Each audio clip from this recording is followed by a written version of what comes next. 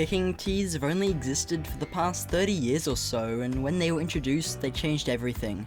As every type of kicking assist that came before it, tees may have one simple purpose, but there is much more to them than meets the eye. In the early days of the game, anytime you wanted to perform a proper kick, another player had to hold the ball with the very tips of their fingers as you kicked it as hard as you could. This was pretty common until around the 50s when players started using sand or sawdust.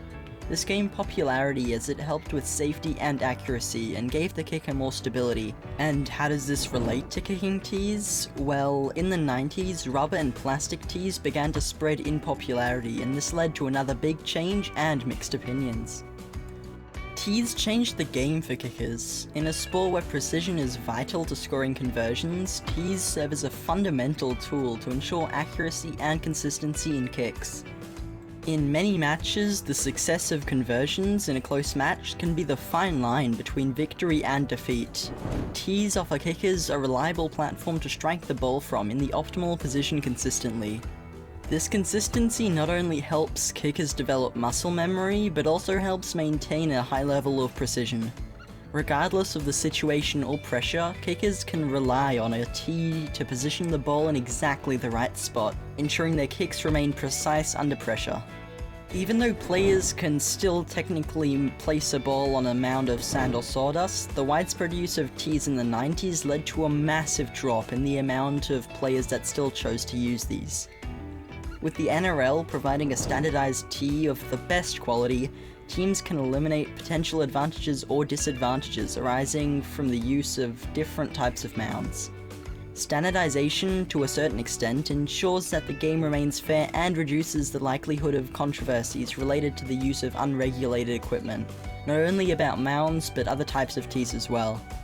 They ensure the outcome of the game is primarily determined by the skill and strategy of the players rather than the tools they can use and the cash they can play with. Early on in the adoption of the tee, the size and shape were not as decided, and the type of tee is still decided by the kicker today. When mounds were the standard, the game would have to be paused for up to several minutes before the kicker could even take aim. Compared to mounds, tees significantly increased the speed and efficiency of kicks. Without a tee, you would have to wait for somebody to bring a bucket onto the field, take the time to build the mound shape that works best for them, or even make somebody else hold the ball in position, which can be time-consuming when the clock's ticking and disrupts the flow of the game. Kicking tees make it possible for kickers to set up quickly and execute their kicks without long delays. This quick and efficient process contributes to the overall pace of the match and ensures the game flows smoothly so fans don't have a chance to leave. Injuries are commonplace in NRL games, but for the actual players, it can put them out for ages, particularly kickers.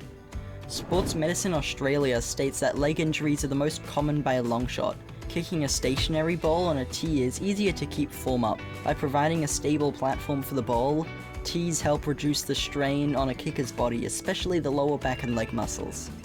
This reduced risk of injury allows kickers to remain in top form, ensuring they can stay on the field for longer and contribute to their team's success throughout the season as much as possible.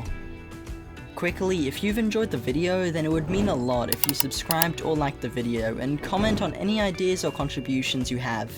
Anyway, on with the video.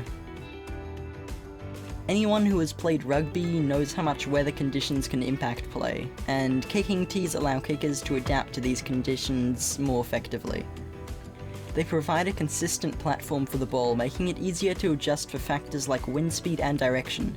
In many games, even a slight flaw in the ball's trajectory can be the difference between a successful kick and a miss. Having a stable tee ensures the kicker can focus on making necessary adjustments for changing weather conditions. This kind of adaptability is really crucial for kickers who need to make precise judgments on the field, and it also helps them rely on muscle memory when adding wind speed to the equation. High pressure scenarios definitely don't make it easy for kickers in tight matches when every conversion counts. And in these situations, tees really shine for kickers. Tees offer kickers a sense of stability and routine in these high-stress moments. The ability to place the ball precisely and consistently can be the difference between success and failure when muscle memory is everything. Tees provide kickers with the confidence that they can rely on the equipment to perform consistently even when stakes are at their highest. All of these points allow kickers to stay composed and deliver crucial kicks under intense pressure. Looking at the actual tees, there are many types used in matches, each with its own unique design and functionality. Some of the most popular tees used in the NRL are produced by Super Tee, which makes a lot of different types. These tees are designed to provide better stability and ball grip, which are crucial factors for a successful kick. I am also not sponsored by Super Tee.